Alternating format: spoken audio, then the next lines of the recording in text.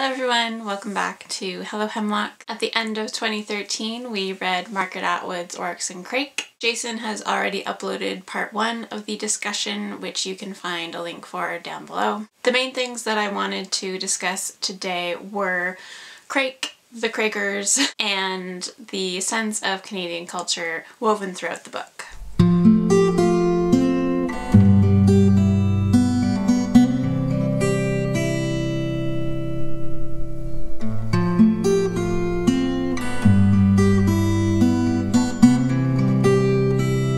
Jason did such a good job describing the actual plot and what happened in Oryx and Crake, I'm just going to jump right into discussions. My fiance and I actually read the book at the same time, and he asked me a couple of pretty cool questions. He asked if I thought that Crake ever actually loved Oryx, and he wanted to know what I thought Crake's last words to Jimmy meant. Both these points are pretty fascinating because it's interesting to see how Jimmy views Crake from the outside, how he reveals that Crake is really not only his best friend, but his only friend. Crake has this very observant role in the world. In his previous life as Jimmy, Snowman refers many times to how he felt every time he saw Oryx. Most of the time he saw her when he was with Crake, especially towards the end of their story together.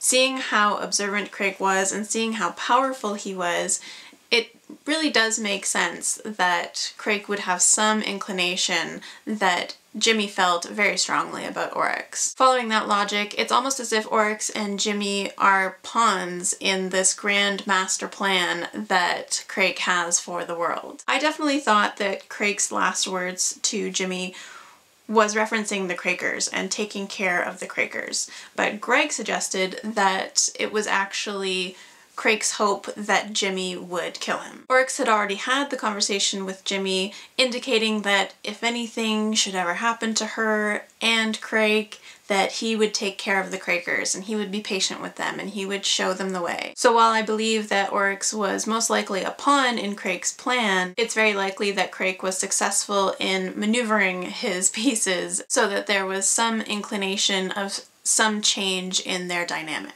No matter what Crake meant in his last words to Jimmy, it does seem clear that Crake did not want to live in this new world. He knew that everything was changing and he did not want to be immune to the diseases that he had created. One of Crake's theories was that sexual desire is the downfall of man. By bringing Oryx in and slitting her throat in front of Jimmy, it seems like a surefire way to get yourself killed. Jimmy even asks himself and tries to ask Crake whether or not Crake is seeing anybody after they finish high school and they're in their university years. Crake is a very scientific sort of person and he's very observant, but he is not interested in art or literature, and the world that they grow up in as kids was not very conducive to people who were artistic. It's the pinnacle of irony then that the least scientific person, Jimmy, is the prophet for the Crakers. By answering all of their questions and by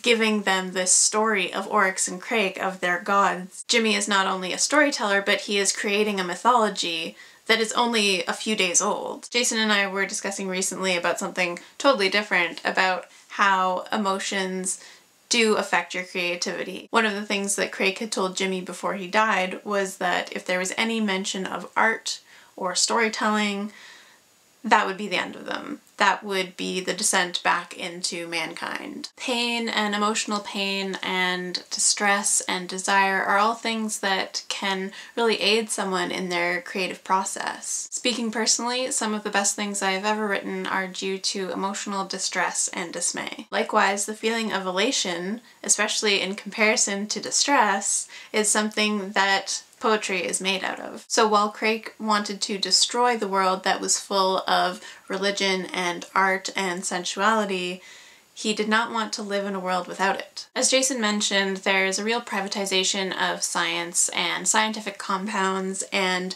the government seems very invested and involved in these compounds. Like Jason, when I was reading through this, I was really confused as to whether or not any sense of Canadian culture was going to appear. Geographically speaking, there was references to New York and other areas of the United States, but because Atwood did not feel that Canada would fall prey to this sort of circumstance, neither did she set it in Canada, nor did she really reference it. The book was published in 2003, and although she did not know that this was going to happen, 10 years later, in 2013, I listened to a radio program on CBC's The Current. A government scientist was being interviewed, and he was discussing how the Harper government, a government that exists today and Margaret Atwood is very against publicly, she is very against conservative policy, and whether it's in Toronto or whether it's on a national scale, she is definitely not a right-wing sort of person. Over the past year, there's been a lot of talk in the news about scientific censorship here in Canada. Some minor changes have been made to certain aspects of our healthcare, but I feel that this aspect of science and scientific research is what is actually more paralleled to the stories that we read. In an article in the Globe and Mail that I will link below, it became very clear in 2013 that scientists were being asked to either not speak with journalists at all or only repeat PR-approved statements. The restrictions are particularly tight when a journalist is seeking information about research relating to climate change or the tar sands.